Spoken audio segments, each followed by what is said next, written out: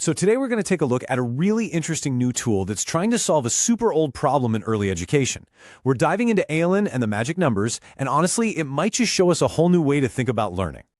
You know, it's a question that pretty much every parent and teacher has asked themselves. How in the world do you teach a kid who can't read yet? I mean, how do you make something abstract, like a number, actually make sense to a little one who's just starting to figure things out? Well, we're about to unpack a very specific and very techie answer to that puzzle. So, let's get right to it. What's the real challenge here? It's not just about showing a kid a number. It's about making that learning actually stick.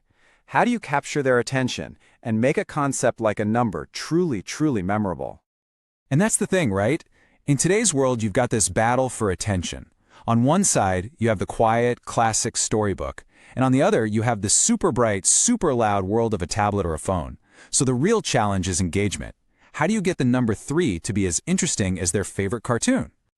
And that brings us right to our case study for today. We're going to dig into how this one product, Aylin and the magic numbers, is trying to solve that exact problem. It's positioning itself as a totally new kind of book. The creators actually call it a different kind of children's book. And, you know, that phrase really stands out. It's not just another storybook, they're promising something new at a fundamental level. So, okay, what exactly makes it so different? Well, here's their mission statement, plain and simple. To prepare kids for school through play. And that last word is everything, right? Play. This isn't about boring drills or flashcards. It's about taking the fun of playtime and weaving in the skills they'll need for the classroom. Okay, so that all sounds great, but how does it actually work? How do they pull it off? Let's get into the mechanics of it and see how this thing bridges the gap between a physical book a kid can hold and the digital world on a screen. It's actually super simple. First, you open the physical book, just like any other. Then, you scan a QR code on the page. And that little scan is like a magic key. It unlocks this whole other digital layer of content. A normal story time suddenly becomes this big, multi-sensory experience. So, you scan the code. Then what? What exactly are you unlocking? What does that digital world actually look like? Well, as we're about to see, it's not just one thing. It's a whole bunch of different activities. And here you go. Scanning the code gets you stories you can listen to, animated videos about the numbers, and even hands-on stuff like coloring and tracing pages. It creates this awesome little learning loop. You listen, you watch, and then you actually do something with what you learned. So when you put all of these pieces together, you start to see that this is way more than just a book with a cool gimmick. It's really an entire interactive system that's built from the ground up for learning. Let's break that down a bit more.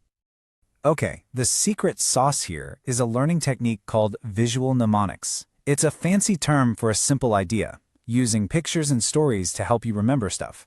So instead of just showing a kid the symbol for the number 2, you turn it into a story, maybe about a swan. That way, the number isn't just a weird shape anymore, it's a character, and that's what makes it stick.